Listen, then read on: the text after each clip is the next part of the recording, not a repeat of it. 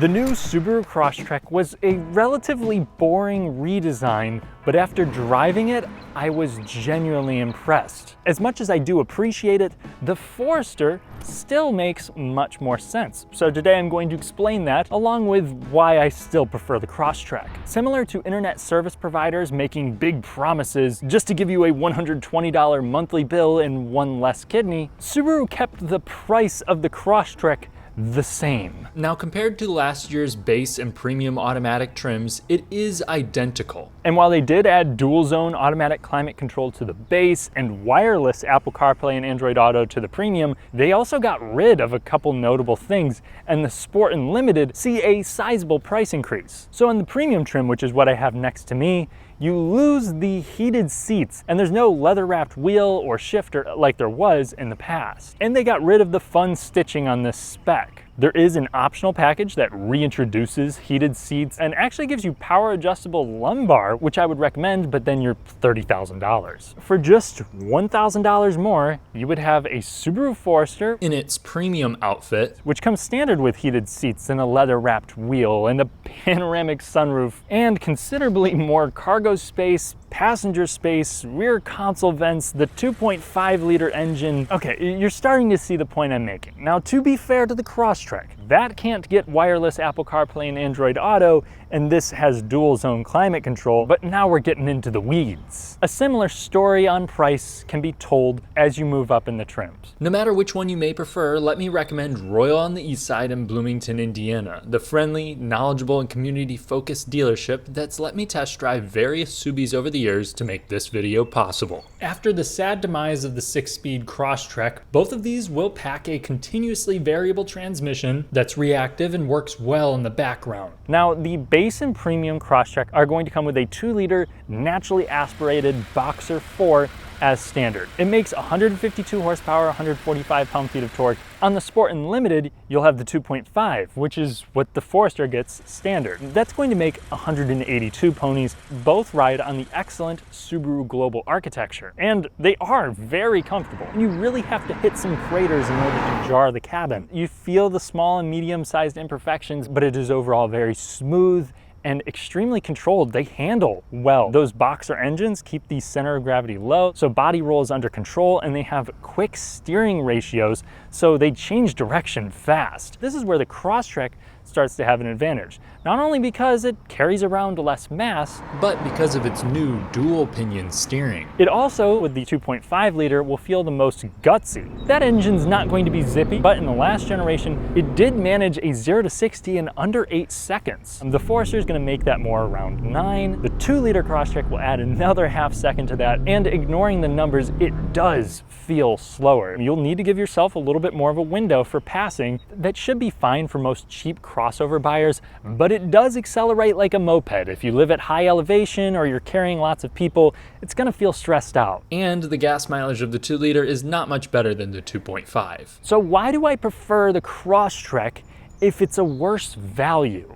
Well, it's because if you don't need this big egg of space, the Crosstrek is more fun to drive because of that new steering. So I mentioned the dual pinion. Subaru took that from the WRX, which I thought was kind of gimmicky, but it did make a big difference. With the Forester and most other Subaru products, there's a vagueness on center with the steering that makes it feel less direct. It's quick and light like before, but now the steering is precise. While it's still pretty numb, there's a faint hint of feedback that wasn't there before. It feels natural compared to its former self and its big bro. How the dual pinion achieves that is it mounts the power assist motor on the rack instead of in between the column and the rack. In other words, there's less coming in between your hands and the road. I still wouldn't call it Mazda levels of fun, and the transmission really makes the whole powertrain an appliance, but it does improve the driver engagement. And the next reason is that this is the right size. So for me, I don't have kids, but even if I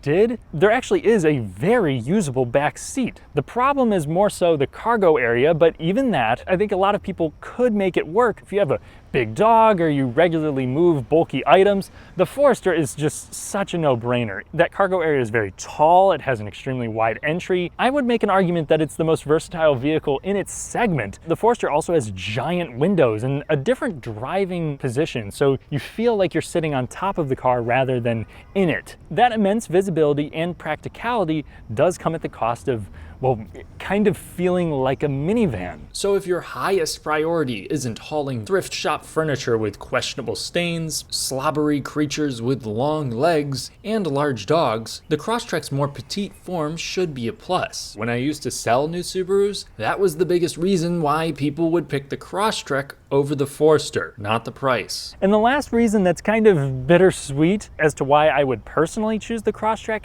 is wireless Apple CarPlay and Android Auto. I actually prefer having a smaller screen like the Forester's in combination with physical controls because it's more user-friendly, but the wireless CarPlay really adds to the convenience and makes it feel more fresh. And the touchscreen is definitely better than the one that's in the Forester, though you sacrifice some of those physical controls for the HVAC, which is a disappointment in my mind. So really, depending on who you are, you may actually prefer the older tech in the Forester. I'm glad though that they left the heated seat controls and the defrosters outside of the touchscreen. And also, if you go with the base model, you'll get dual 7-inch screens that have wired Apple CarPlay and Android Auto, so take note. I'd also say the Forester has more expensive feeling materials. However, panel fitment and durability seem strong for both. The Forester may also win for you if you want more off-road capability. While they do have the same great all-wheel drive system, you're not going to scrape the underside as much as you would with an unmodified Crosstrek. Both of these do now offer a wilderness trim, which gives you mild all-terrain tires, a more aggressive final drive ratio, a cartoony aesthetic, more ground clearance through longer travel suspension, and more. The ride height and all-wheel drive systems are identical, so if you need something for a snowy environment, they're equally excellent, as the all-wheel drive system is full-time and can send a great deal of torque to the rear as needed. When it comes to reliability, these each seem to be better than the class average with a strong resale value. The first generation of Crosstrek and older Foresters did struggle with some notable common issues, but Subaru has addressed all the big stuff, and I will link my full reviews in the description where I discuss this and more in detail. I also plan on conducting an in-depth comparison when the Forester receives a redesign, something that could happen very soon. And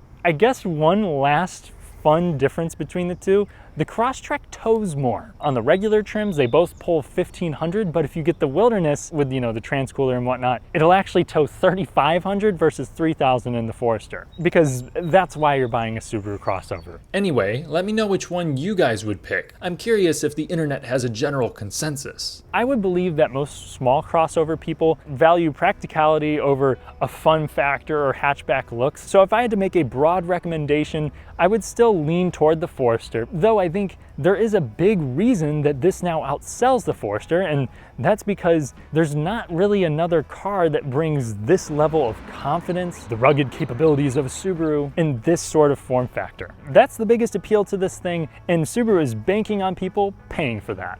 Thanks for watching. If you enjoyed the video, then please leave a like to help me take on the maniacal YouTube algorithm. Subscribe and hit the bell for more fun, detailed car content without fluff, and check out my Patreon for an additional podcast. I'll catch you in the next one. Dude, that was fast.